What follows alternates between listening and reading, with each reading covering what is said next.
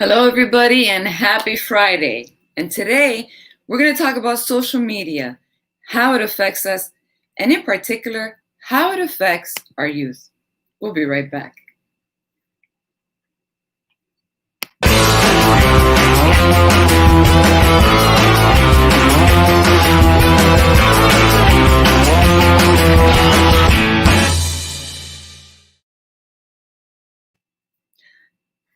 Now, when we're talking about social media, we know it affects all of us, right?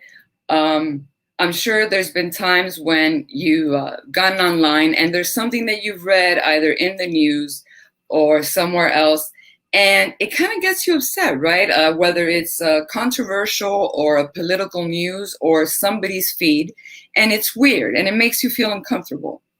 But I always think of, wow, if this affects me, I can only imagine how it affects teens. Think about this. Anyone here who was born before 1995, right? Uh, we live in a different world. But you remember, right, when you were a teen, and you remember how you felt when you were at school and something happened. Whether it was that you did something stupid, right, or you got in a fight with your best friend, or you broke up with your boyfriend. And what are you worried about? You're being bullied, and you're worried about, the rumor spreading. But at least back then, if we had a problem at school or wherever it was, we got to go home and it was done. We had a place to go. We had a safe haven. But teens today, they don't have that. For teens today, there's practically no escape. I don't know if you guys are aware that over 40% of teens experience cyberbullying. It follows them everywhere. And the problem with social media is this: there's no restriction. You know that when a teen wants to drive, he has to wait for the age of 15 to get the permit. And then he has to wait till he's 16 so that he can drive. It's just the same if he wants to drink alcohol, if he wants to go to a nightclub, if he wants to smoke a cigarette. There is an age restriction. But when it comes to social media, there is no age limit. There is no restriction. 97% of 13 to 17-year-olds spend 9 hours a day on social media, and teens spend an average of 6 to 7 hours online. And now they've been doing research in the past 15 years, and they've seen a steady incline of like a 20% of more cause of depression, disconnectedness between this new generation. And actually, they're calling this generation the loneliest generation ever. And this is a problem because they're saying that in the next decade, there's going to be teens that are not going to be able to recognize facial expressions, that they're going to be able to express themselves perfectly with an emoji, but not with their face. Why? Because they're spending more and more time on their screens. Texting has become the primary form of communication. They actually did a survey, they did a test on several teens, right? And they showed them like 30 different facial expressions. Can you believe that these teens, half of the facial expressions, that there was something like awe or shock or something different like that, they automatically associated with something negative. Only if it was something very obvious that was very happy or obvious to see, they couldn't distinguish what that person was feeling. And this is affecting teens in so many ways. I'm sure that you guys have noticed, those of you that have family members, that teens right now are spending more and more time on their own. They want to be in their rooms. They're more disconnected from family members. They aren't wanting to hang out as much. They literally just want to be glued to their phones, but yet there has never been such reports of loneliness among youth like today. It is affecting teens emotionally. There has never been such a high rate of depression, anxiety, and suicide among teens like there is today. And it all has been correlated to social media. There's a term that is called Facebook depression. And it is correlated with depression and low well-being. Those teens that go more than 5 times on any social media site are diagnosed with mental and emotional pain. So, I don't know if you guys are aware about these numbers, but they are pretty alarming when it comes to this. Right now, suicide is the second leading cause of death among 12 to 25-year-olds. And let me just break these numbers down for you guys, okay? That means that in the United States, every day, there are 3 or 4 teens that are committing suicide. That means that today, 3 teens are going to kill themselves. Not only that, they did a study on college students, and just in 1 year alone, there was 1.3 million reports of suicide between 18 to 22-year-olds. This is an epidemic. And I know that there will be a point that these social media sites are going to have to step in. I don't know if you guys are aware of who Jaron Lanier is, but he is the founder of virtual reality. He created the virtual reality goggles and actually sold his company to Google. And he has several books that is called The Argument for Deleting Social Media, You Are Not a Gadget, Who Owns the Future? And he talks about what social media does and what these platforms do. You see, social media addiction is not something that is a problem just in the United States. This is a universal problem. And now I want to explain the problem and the stuff that he talks about in his books because it's very interesting. You see, we think that because we are the ones that are looking in our wall and we're clicking here, we're clicking there, we're sending emails, we're looking at this and we buy that we are in control. But the truth is, we're not in control. It's all bias. You see, these social media sites are the ones that are controlling everything that is happening on our feed. Everything that we do, whether it's a click, a like, a share, whether it's a search on a Google engine, whether it's email, everything is being recorded online and being saved for study. And it's being used in a way against us. It is biased. You see, these social media sites, they don't work for us. They work for the advertisers. And I want to thank everybody who is watching here online. Hey, Emmanuel, thank you for hanging out with me for a little while. We're talking about social media and the effects that it has on all of us. And like I was saying right now, that everything that we do is being recorded online. And there's this thing that is very interesting, okay? Because these things work against us because they're slowly conditioning our behavior. See, what we don't understand is that every single person's wall feed is completely different. It is being targeted based on your likes, your clicks, and your views, your shares, and your posts. So it is called behavior modification. And we don't realize it, but they're slowly modifying our behavior and changing our tastes, our likes, and our dislikes in order to please some advertiser, because those are the ones that are paying for them. Okay, and the thing about this is that, when these social media systems, they look at everything, they don't look at us as a whole spectrum. They're only looking at certain clicks, ones and zeros.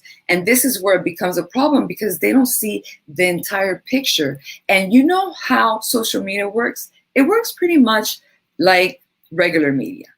Okay, when you go on the news, what do you see? It's mostly negative. When you're watching programs, what do you see? You see drama because that is what is shown. That is what sells. Absolutely. That is what sells. And so social media sites are doing the same. And some people think, well, what is the difference between that and watching TV or listening to the radio? There are some people that come home from work and then they spend the entire day online, or they spend the entire day, watching television. But there's a difference because we're watching television, we are listening to the radio, but social media is watching us. And because it is spreading negativity, I don't know if you guys have noticed that there is more division than ever before. Everything is so far, everything is so left because all this negativity is being pronounced and it's being amplified. Now, these social media algorithms, which is what we're talking about and what they do, they promote all of this because it's what gets attention. They want controversy. But teens are subconsciously picking this up. You see, us as adults, we are able to discern what is making us feel good, what is making us feel bad. We can make judgments, but as teens, they can't.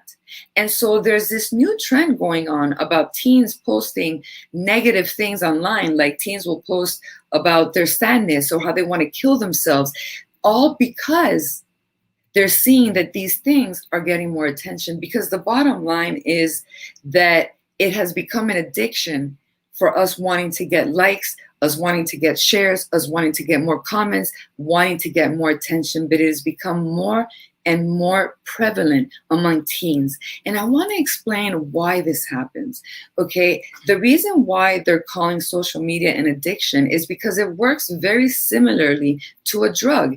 You see, you get dopamine hits every time that you get a like, every time that you get a share, that you get a good comment. There's a little hit of dopamine, and it's kind of similar like getting a hit of cocaine or something like that. And I know you guys are thinking, well, it's not the same, I'm not getting the same high. I understand that, but it's still going to the same neuroreceptors that the cocaine or the heroin or morphine or anything else goes in your brain. So it's giving you the same effect. And as human beings, we weren't made for this.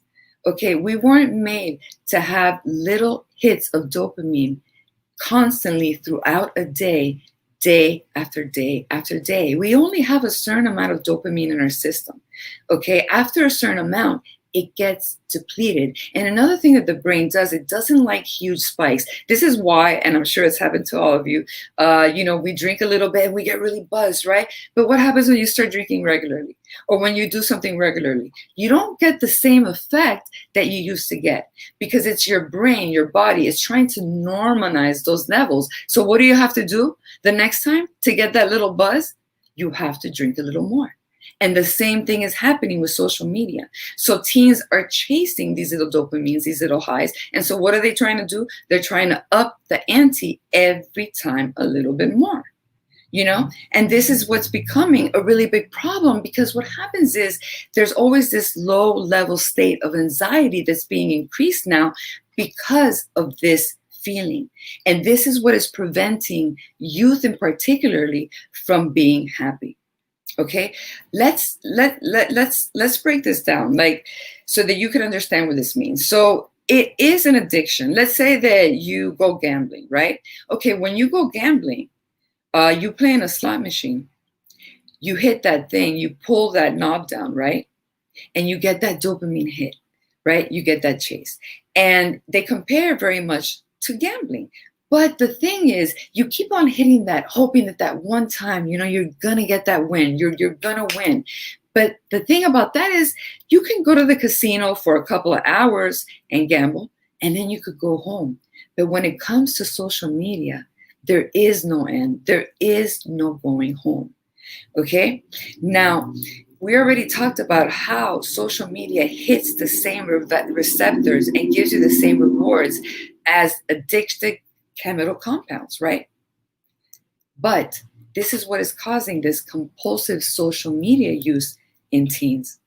And let me tell you something right now. These companies spend millions and millions of dollars researching this. They actually have attention scientists that spend hours and hours and hours researching how they can get you to stay longer inside their social media accounts. And this is why it's affecting teens so much. Now, the bigger problem is that it's not only that we're chasing those likes, right? That we want that like, we want that share, we want that comment. But what happens when we don't get it? It lowers our self-esteem. So these are the things that are happening with teens today. There is more anxiety, stress, depression, loneliness, and low self-esteem in the past 10 years than ever before. Like I said before, it's been recorded. Every 2 or 3 years, they do tests. And the depression and anxiety and stress in teens is raising at a 20% per year. So what happens when you don't get that like on the selfie, right? Teens actually have a really negative reaction to this. And there's reports that teens will post a picture, they'll post that selfie, right? And when they don't get the likes they want, what do? They take it down and they post another one. And they post another one. always searching for that validation because they crave it and they need it because they're addicted to that reward system. They're addicted to that dopamine hit. But like I said before, this is what's making teens feel anxious, and it's also making them feel inadequate. Because let's say that they get the hits that they want. Let's say that they get all the likes that they want. They're still not happy. And you know why? Because that feeling of happiness or self-worth is really not coming from something that's intrinsic. It's not coming from something that they did, whether they participated in something and did very well, whether they were in a certain activity that actually made them feel better about themselves. It is based on something that is false and it's not real, which once again is why it is leaving them depressed. Not only that, they're always comparing themselves to others. And as humans, we have a value-based system, of course. You know, comparing is something that humans do naturally. I mean, we value things. And in order to value things, well, there has to be something better and something worse.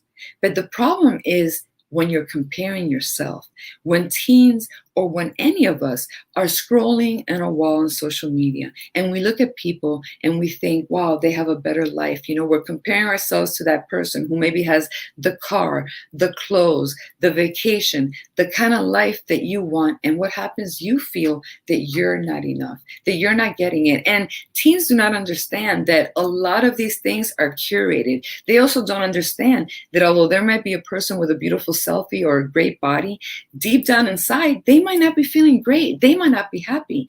They don't know that. They're just seeing that curated picture and feeling like they're not enough, feeling like they're missing out, feeling like somebody else has something that they don't have. Overall, leaving a huge feeling of dissatisfaction, making them feel that everybody else is better than them. Now, there was a campaign done, okay, about teens and statuses. And it showed that teens that hit social media, they go on a social media site at least 5 times a day, showed that they had higher and higher rates of depression and anxiety. And not only that, they did a test between teens who only went and posted online, as opposed to teens who were searching on the wall. And those teens were also more highly depressed. Now, there's a problem because, you know, social media sites do this on purpose. They created all these tools, you know, these likes, these posts, these shares, the high fives, everything that they do, the heart, to keep you on the site, right? But what happens is that teens are feeling like they have to earn the approval of others based on something that is superficial, and they're constantly comparing themselves to others. It's become, they call it the era of the selfie-holics, right?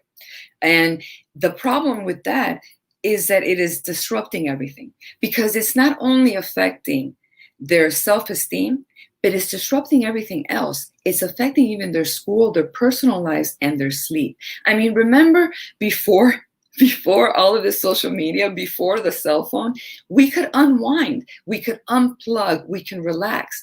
But with teens, like I said before, there is no relaxation, there is no unplugging, and there is no unwinding. They're on 24/7. This creates a constant feeling of restlessness and unease. And not only that, think about the anxiety when you're in a relationship, right? Before, what did you have to do if you wanted to break up with someone? Well, you personally had to go to that person's house, right? And break up with them in person. Or you had to pick up the phone and call them. But now what happens? Now teens are getting ghosted. So this is only creating even more and more anxiety. And it's because teens aren't able to socially interact like they used to. And even those teens that interact, I don't know if you guys have noticed, but when you see a group of teens, instead of them being together and participating in a conversation, most of them are doing what? They're staring at their phones. You see, they don't know any different. They were born with this technology. They think that that is normal. And they don't understand that that same thing that they run to as a pacifier to feel better is what is causing them the pain. And not only that, it is creating a huge state of social anxiety and social phobia, because Texting has become the primary source of communication. There is no real facial interaction. There is no real time. So teens are becoming more and more afraid to participate in real time activities because they don't have the time to pause and think. They have to be fast, and they can't do that anymore, which is only making them feel more separated and worse. And not only that, it's affecting their school. I mean, think about this. There is no break, you know? It's affecting concentration. It's affecting memory. I don't know if you guys have heard of flow states, but teens can never get into flow states, which is what produces that feel-good feeling. Getting into a flow state is what happens when you are participating either in a game, or you're playing a sport, or you're listening to music, or you're doing something where you're completely enthralled and in it and focused. But that doesn't happen anymore because there's a constant interruption. And even when the phone doesn't go off, what do we usually do? Every like 10 or 15 minutes, we pick up the phone to look and see who's there. This is breaking our concentration. This is what's not letting teens concentrate, focus, and have good memory, and also produce those natural feel-good feelings that we should. And it's affecting our mental well-being. There was a study done in 2019 on 6,500 students, okay? And it showed that every student that spent more than 3 hours a day on the phone was having poor mental health. Now, the greater social media use, it's affecting even nighttime and sleep. It is affecting so many things, and especially when it comes to personal interactions, because teens don't know how to interact. They're not having deep and meaningful relationships. This is why, although we are connected, and it's actually an era of hyper connectivity, but it's not real, it's not deep, and it's not meaningful. Okay? Teens don't understand the psychology. They don't understand what's going on. They don't understand why they're feeling so lonely and depressed. And they, for sure, do not associate their feelings with the one thing that they run to every time they're not feeling good. You know? This is why teens today are missing so many critical social skills. This is why communication is becoming something that is harder and harder for them to participate. This is why they're not able to express themselves in the right way. Okay? Now, let's talk about another big change with technology. Now, when it comes to relationships and social media, it's easy for them to feel lonely because although they feel hyper connected, there isn't something real that is behind that. And so it's letting them feel, it's making them feel completely inadequate. That's why a lot of people, and I don't know if you guys have seen TED Talks, but there are a lot of students that have been taking tests, right? They'll take like 1 month offline, and then they actually journal and talk about their experience. And they say how difficult and terrible it was, but then how amazing the experience was, because they were able to respond to life and react in a different way.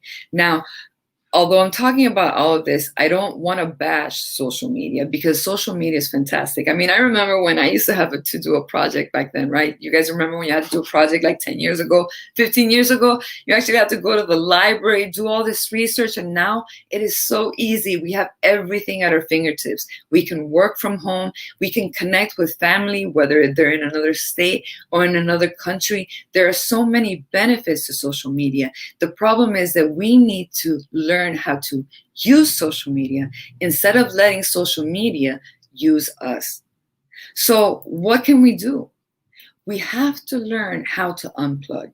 So I know that it's really hard to tell someone, hey, get offline. But if we start explaining to our families and our teens and our youth that social media creates these feelings, that is what is causing these feelings of restlessness and anxiety, and help them find intrinsic values, help them participate in activities that are going to make them feel good about themselves. A lot of things that help anxiety is participating in sports, participating in creative activities. And I have to say one personal thing. I feel that the world setup today is really not helping our youth, because it's not only social media that's the problem. Our school system is a problem too. Right now, they have taken art, music, and physical fitness out of most of the schools. And in its place, what do they put? They put a Burger King, they put a McDonald's, they put a Dunkin' Donuts. Personally, I don't understand what they're trying to teach teens.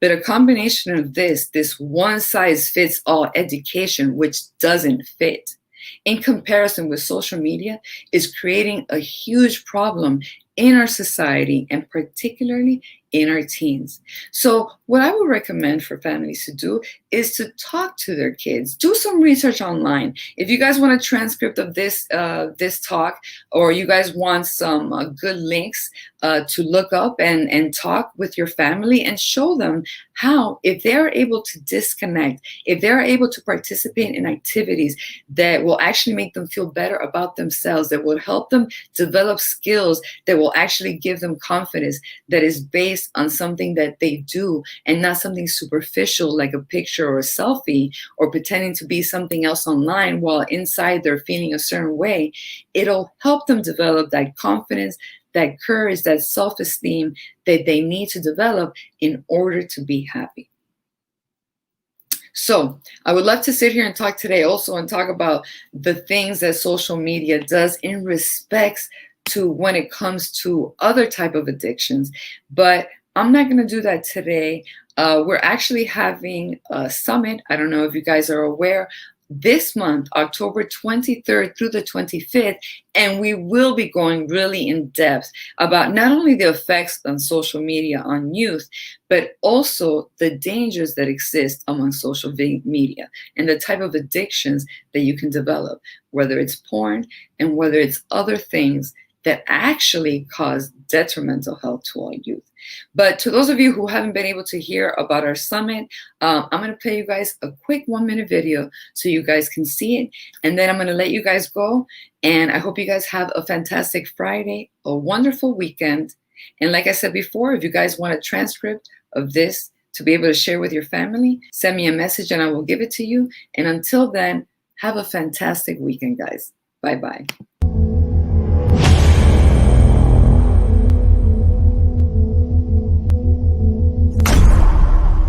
The Teen Warrior Summit was created out of the desire to have the much needed discussions when it comes to teens. So many teens now are dealing with depression, anxiety, negative self-talk, suicidal thoughts, and even addiction. They've become addicted to technology, smartphones, porn, video games, social media, and even drugs. We aim to arm teens with the tools needed so they can be their own superheroes in life. The 5 elements of a superhero are confidence, courage, commitment, control, and purpose. That is what we are going to be teaching you inside of the Teen Warrior Summit.